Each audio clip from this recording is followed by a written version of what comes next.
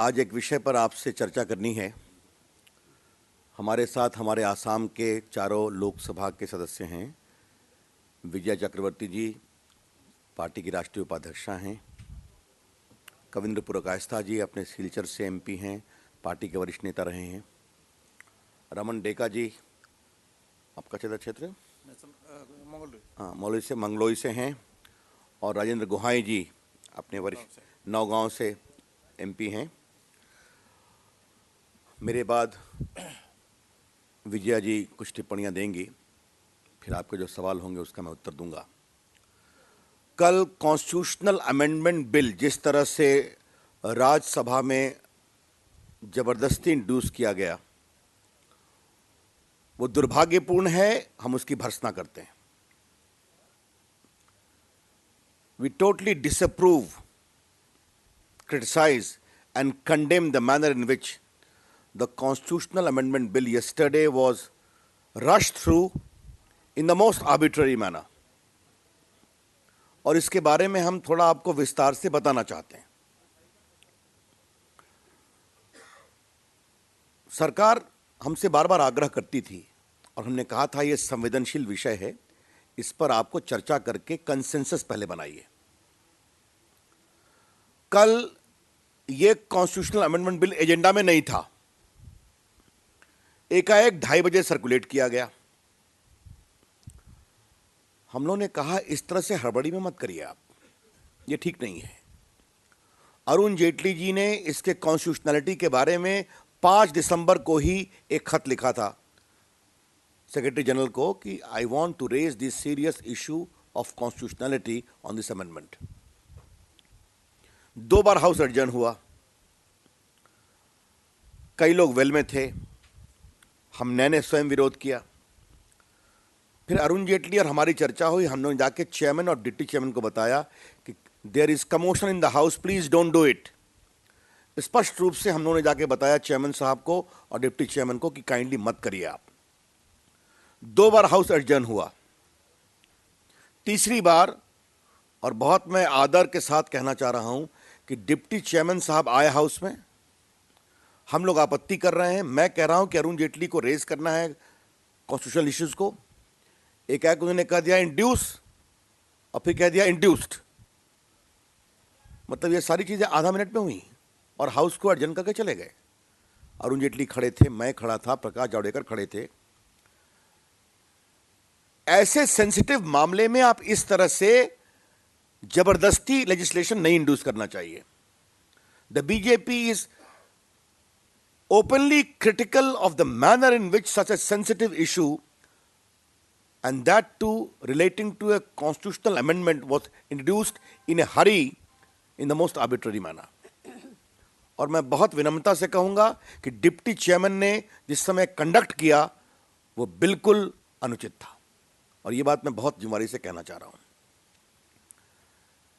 हमारे बाकी श्रद्धेय सांसद नेता लोग कुछ अपनी बात कहेंगे, लेकिन मैं एक बात कहना चाहता हूं। देश ये जानना चाहता है कि 17,000 एकड़ जमीन आप दे रहे हैं और 7,000 एकड़ आपको मिल रही है। लगभग 10,000 एकड़ जमीन का लॉस हो रहा है। इसके बारे में सवाल होंगे कि नहीं होंगे? भारत बांग्लादेश को लेकर और कई विषय हैं। उन विषयों के बारे में कोई रास्ता निकलेगा कि नहीं निकलेगा? Because when you give the land, that is the last thing you are doing. Therefore, the pending issues needs to be resolved properly. तो हम अपना गंभीर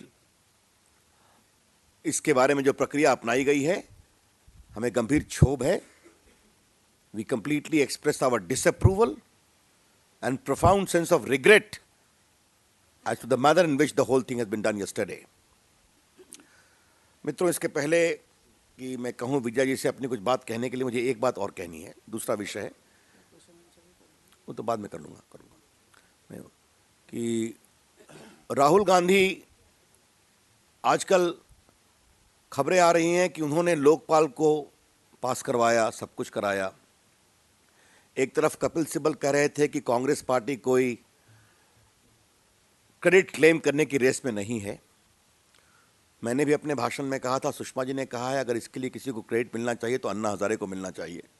और बाकी बीजेपी तो दिसंबर 2011 में जो बोल रही थी वही आज पूरा पास हुआ है। अरुण जेटली जी भी सिलेक्ट कमेटी के मेंबर थे। लेकिन राहुल गांधी के बारे में एक सवाल मुझे रखना है, और वो ये है कि कल कांग्रेस के पदाधिकारी और एमपीज को एड्रेस करते हुए मनमोहन सिंह जी ने माना कि महंगाई और करप्शन के बारे में हम अपनी इमेज को संभाल नहीं सके। There was an admission by Dr. Manmohan Singh that his government could not redress the image about corruption and inflation, which cost dearly. Rahul Gandhi ji, इस सरकार के आप भी बहुत बड़े कर्ता धर्ता हैं। मैं तो हमेशा कहता हूं सोनिया गांधी के बाद आपका ही नंबर आता है, मनमोहन सिंह का तीन आता होगा शायद। तो राहुल गांधी जी, जब भ्रष्टाचार, पापी भ्रष्टाचार यूपीए की सरकार में होता है तो आप खामोश रहते हैं और फिर कहते हैं कानून हमने पास कराया। तो ऐसे तो काम नहीं चलेगा ना। ये जितने भ्रष्टाचार हुए हैं इसके लिए वो भी जिम्मेवार हैं। बस मित्रों, मुझे अपनी ओर से इतना ही कहने था। विजय जी कुछ बात कहेंगे, फिर आपके जो सवाल जवाब होंगे बोलिए।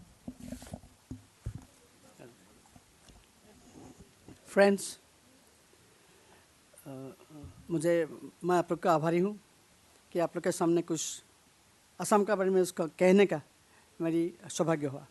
बात है कि एंटायर नॉर्थ ईस्ट एक क्रिटिकल एरिया, यहाँ पे 7 स्टेट मिलकर आसाम है, नॉर्थ ईस्ट है। आसाम इनका 20 है, चारों तरफ फॉरेन कंट्रीज हैं, तो नेपाल है, चाइना, भूटान, इसलिए आसाम काफ़ी सेंसिटिव एरिया है। तो यहाँ पे जो लैंड के बारे में बात आया, रवि जी ने विस्तार से बताया। यहाँ पे कल जो बिल अचानक इंट्रोड्यूस किया, तो इसमें जो कार्यसूची होते हैं राज्यसभा लोकसभा का, एक दिन पहले देते हैं, इन लोग डिस्ट्रीब्यूट करते हैं। लेकिन कल अचानक 8 बजे इन लोग ने सप्लीमेंट्री लिस्ट लाया और बिल को किस तरीक़े से और संवैधानिक तरीक़ा से इन लोग इंट्रोड्यूस करके चला गया। तो ये हो नहीं सकते, ये कानूनी है। और बीजेपी ने, वहाँ की माननीय अरुण जेटली ने काफ़ी विरोध किया, और लोकसभा में जब तक नहीं आएगा ये बिल कभी पारित नहीं होगा। और दूसरा बात है कि काफ़ी इशू हैं बांग्लादेश असम की। यहाँ पे असम पे घुसपैठियाँ हैं, lots of infiltration happen there daily. According to then governor, daily more than 5,000 people enter into Assam from Bangladesh. And moreover, border fencing is not there. It is completely broken and dilapidated. So अभी कल जो हुआ, ये तो BJP ने protest किया, और ये बिल पास करने के लिए it is a constitutional bill. तो इसको पास करने के लिए लोकसभा में इन लोग का इंट्रोड्यूस करने पड़ेगा। इसका टाइम नहीं है, जनवरी में हफ्ता के लिए शायद पार्लियामेंट होगा, इनका बाद पार्लियामेंट नहीं होगा। कोई बिल पारित करने के लिए इनका पास टाइम नहीं है। सिर्फ इलेक्शन के लिए, असम के इलेक्शन के मद्देनज़र ही, देश के इलेक्शन के मद्देनज़र रखते हुए इन लोग अचानक ये बिल पारित करके कुछ दिखाना चाहते हैं। अपीजमेंट का जो मतलब है, अपीजमेंट का मतलब के कारण इन लोग ने ये किया, लेकिन ये बीजेपी कभी होने नहीं देगा, स्पष्ट करके रवि जी ने बता दिया। Thank you. आई कमलेंद्रपुरा कायस्था जी। अरे रामन सॉरी नहीं कोई बात नहीं। फ्रेंड्स, ऐसा है जो कल हुआ है, इसके लिए ये भाइयों ने बताया, असम जो है वो एक स्ट्रेटेजिक पॉइंट पे है, और इसमें जो हमारा बांग्लादेश के साथ हमारा बहुत पेंडिंग इश्यूज है, जैसे ये बॉर्डर है और इंटरनेशनल बाउंड्री का जो डिमार्केशन है, वो डिमार्केशन भी आज तक सही ढंग से नहीं हुआ है, और बांग्लादेश से घुसपैठ होकर हमारा डेमोग्राफी को चेंज कर रहा है। उसके बारे में जो डिस्कशन होना चाहिए था वो डिस्कशन नहीं हो रहा है। और हमारा बॉर्डर में जवान लोग, एक ज़मीन रखने के लिए हज़ारों लोग उसका शहीद हो जाते हैं। हमारा असम में 18 border BSF border security force इस रखने के लिए शहीद हुए थे। इस मामले में सेंटिमेंट बहुत बड़ा है, इसलिए हम लोग ये ज़मीन कभी भी नहीं दे सकते हैं। आज जो अफवाह है, जो बीजेपी कुछ नहीं कर रहा है, ये एक गलत है, क्योंकि बीजेपी ने हमेशा बोल रहा है कि इंटीग्रिटी एंड जियोग्राफिकल जो बाउंड्री है, उस बाउंड्री का कॉम्प्रोमाइज़ हम लोग नहीं करेंगे। नेहरू नून पैक्ट का बाद भी सुप्रीम कोर्ट का जो जजमेंट है उसमें साफ लिखा है जो तो कॉन्स्टिट्यूशनल अमेंडमेंट बिल होना चाहिए, और कॉन्स्टिट्यूशनल अमेंडमेंट बिल का जिस ढंग से conspiracy it was a conspiracy करके जैसे बिल पेश किया है उसको हम कंडेम करते हैं, और हम सोचते हैं जे without our cooperation they will not be able to hand over the bill and we will definitely oppose the bill in ensuing Lok Sabha election if they come, they place it in the next Lok Sabha or other when it will come for discussion. This is my submission. Thank you. Thank you. मैं आ रहा हूँ. My question is that this particular land border agreement between India and Bangladesh is not an issue which has come up overnight. It has been taken up by the government and has been discussed with the opposition for at least the last 2 years. In that situation, while it is condemnable by the opposition that the government rushes the bill through, and BJP has always been, whether your units in Assam or your units in West Bengal have been opposing this agreement because it entails land being given away, more land being given away than you're getting back. But have not, you have never spoken about the quality of life that people living on those lands have, because they are not your voters today. They are in a no man's land, and so you have not once, while talking about this issue, taken up the humanity. What is your what would you have to say about that? Well, That's the reason why these transfers are being talked about. well, surely humanitarian cause needs to be taken. But the sentiment of the people of the area and national and strategic interest is equally important. 65 years now, more than Please allow me. Therefore, as some of my esteemed members of parliament colleagues stated, that when you are going for alienation of territory of the country, you must ensure that the long pending issues are also settled once for all. This is your final take as far as your strategic instrument is concerned. Against the alienation of 17,000 acres of land, you are getting only 7,000. You are losing 10,000 acres of land. And rightly, as Raman Degaji and Vijayaji stated, the issue of border fencing is important. Infiltration is a very important issue. It must come as a part of the package. does BJP take the responsibility of resolving this issue if it comes to power in 2014? BJP has resolved many issues, will resolve this issue as well. Therefore, don't say that. We are quite aware of our responsibility. But here, the hush-hush, hurried, arbitrary manner in which the whole bill was introduced yesterday is regrettable, is condemnable.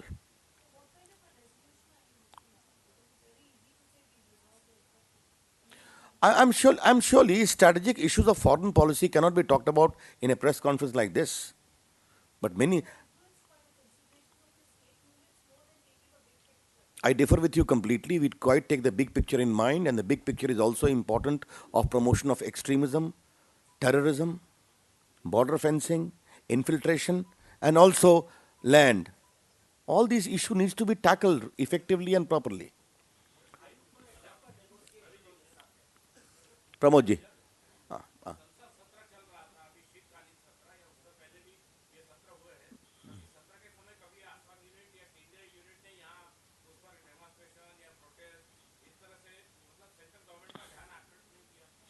आपकी जानकारी के लिए central हमारे सारे सांसद लोकसभा में सवाल पूछते थे, अपनी आपत्तियां दर्ज करते थे.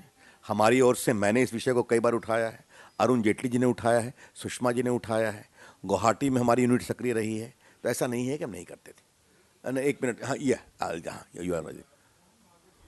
आई will come to Mohan Bhagwat ji. पहले और Assam issue.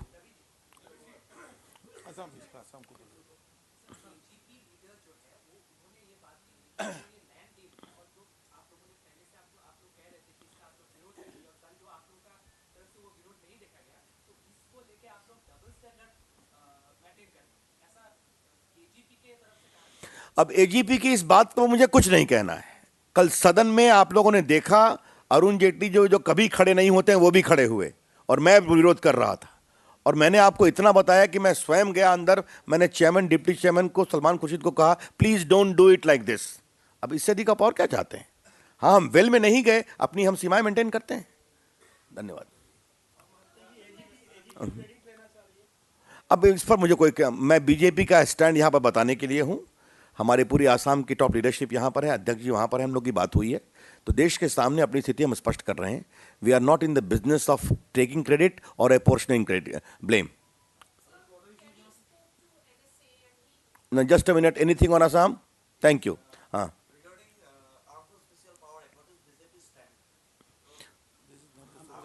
this is not a subject here for today. It is a larger issue because armed forces, when you seek to remove that special act, you are waiving the protection available to armed forces. Indian armed forces are fighting terrorists in the most difficult circumstances. They need some kind of protection. Therefore, on such a sensitive issue, you need to take the feedback of the armed forces and take a call depending upon the threat perception in the area in question. Thank you.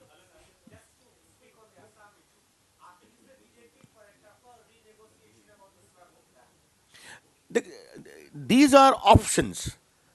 What I am simply saying is that when you ultimately agree to alienate or not to alienate the land through a constitutional amendment, it must be the objective of any government to keep the other strategic imperatives in mind, so that while safeguarding India's strategic interest, you also promote good relationship. That's how I see it.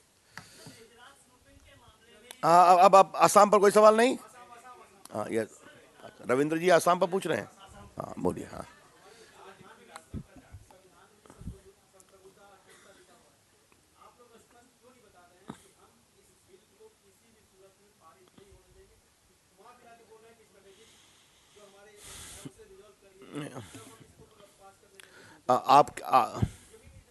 आपके स्तर की विद्वता मेरे पास नहीं है, लेकिन मैं ये अवश्य कहना चाहता हूं कि इस पूरे मामले में कई गंभीर उसके आयाम हैं।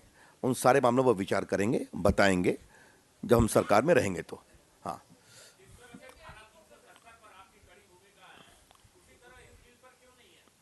नहीं, ये आपका सोचना गलत है। मैंने पहले बताया कि देखिए, आपके सामने एक एग्रीमेंट है, उस एग्रीमेंट को लेकर कई सवाल उठते हैं, लेकिन बड़ा सवाल देश के सामरिक हितों का भी है, और कल जिस तरह से सरकार ने हड़बड़ी में जबरदस्ती की है उसका भी है। इसको पूर्णता में देखने की जरूरत है।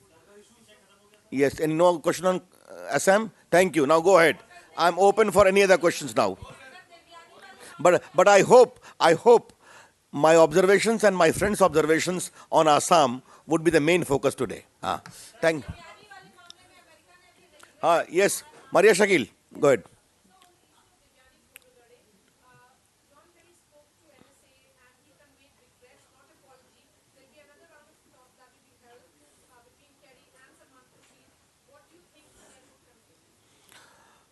देखिए, जहां तक हमारा दृष्टिकोण है, देवयानी खोब्रागड़े अपने आप में कोई इंडिविजुअल नहीं है।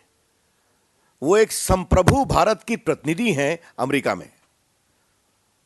Devyani Khobragade represents the image of sovereign India, and the way she has been ill-treated, and now ill-treatment has not been denied. The only thing I have seen while coming here on Newsflash was that the prosecutor is saying that she was also given chocolate before the cavity check, something like that. That's the only sugar coating we are seeing. The larger issue is the way that maid's family was made to flee to USA upon a visa quickly given, and then she is seeking shelter as a person under harassment. All this ultimately lead to a situation that a lot of suspicious circumstances are there. ऐसे में देवयानी का जो treatment हुआ, handcuff किया गया, उनको strip search किया गया, उनको माफिया ड्रग एडिक्ट्स के साथ रखा गया लॉकअप में, ये सारी बातें बहुत ही दुर्भाग्यपूर्ण है। और आज मुझे अमेरिका से एक सवाल करना है, अगर उनके किसी राजनयिक के साथ इसका आधा बर्ताव भी भारत में हुआ होता तो उनकी क्या प्रतिक्रिया होती?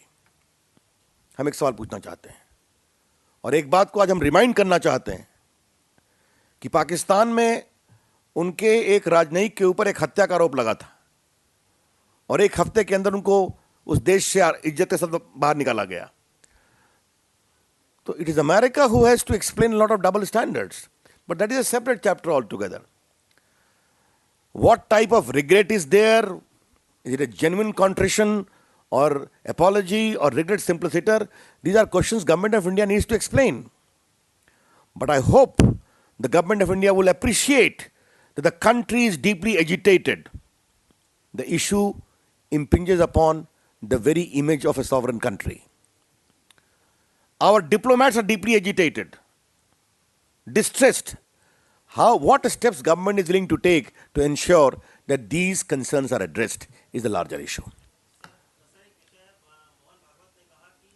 अमेरिका के बारे में और कोई सवाल तो नहीं? धन्यवाद। चलिए।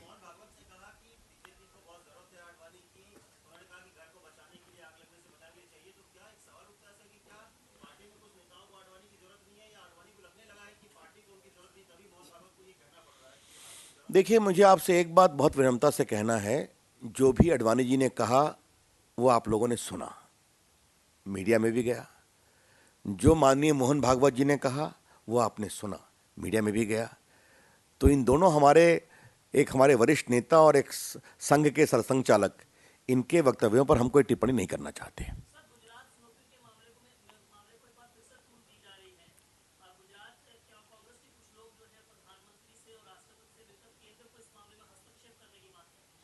गुजरात के लोग करते रहते हैं, जब जब जनता से वहाँ हारते हैं, 3-3 बार विधानसभा में हारे, लोकसभा में गुजरात में कांग्रेस पार्टी का सफाया होने वाला है।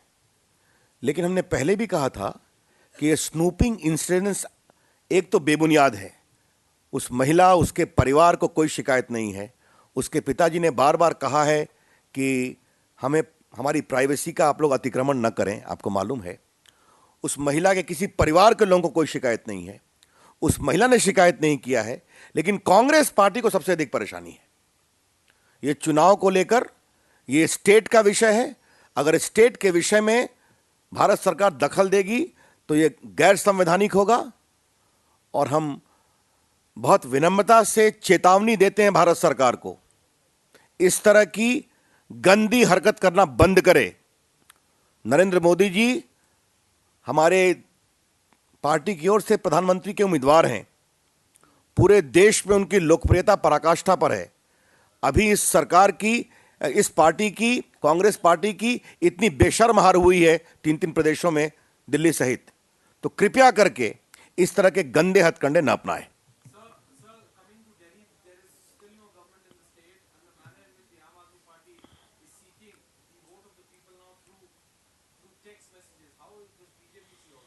Well, as far as the BJP is concerned, our very formal stand has been conveyed to the governor. We don't have a majority, we cannot. Today the position is that the Congress party has openly supported unconditionally the Aam Aadmi Party. Now it is the obligation of Aam Aadmi Party, in view of this unconditional support, to give a government in Delhi and fulfill all the promises it has given. Aam Aadmi Party is increasingly giving an impression, though it is willing to condemn everyone, but is too reluctant to take on accountability and responsibility. Governance is a part of politics. एक बात मुझे और कहनी है कि आम आदमी के लोग बार बार ये कहते हैं कि भाजपा भ्रष्ट है, कांग्रेस भ्रष्ट है। भाजपा के बारे में बहुत विनम्रता से कहना चाहते हैं कि कृपया करके वो ईमानदारी का सर्टिफिकेट देना बंद करें, जिनसे अन्ना हजारे ने अपनी दूरी बनाई। वो क्या है, देश देख रहा है। और बीजेपी की इतनी शानदार विजय हुई है, तीसरी बार 2/3 बहुमत शिवराज सिंह चौहान का, वसुंधरा जी की 3/4 बहुमत से जीत, दिल्ली में सबसे बड़ी पार्टी 4 सीट से बहुमत की कमी, और छत्तीसगढ़ में हमारा स्पष्ट बहुमत। ये हम आम आदमी की कृपा से नहीं आए हैं, ये जनता ने जिताया है। तो अपने अहंकार में आम आदमी पार्टी जनता के आशीर्वाद का अपमान करना बंद करे। Thank you. No South India today.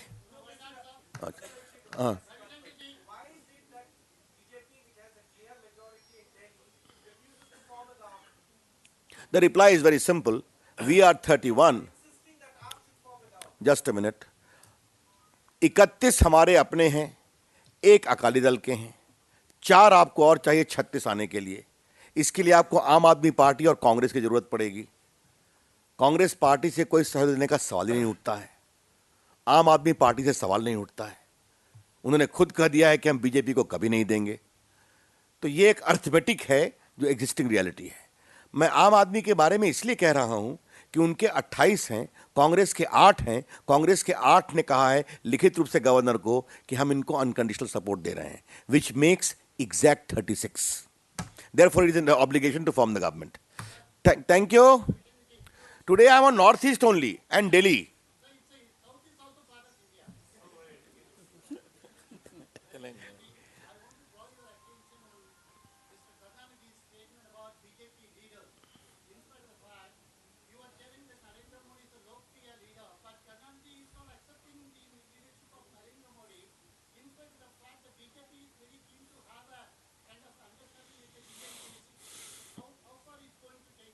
Who has given you this great information?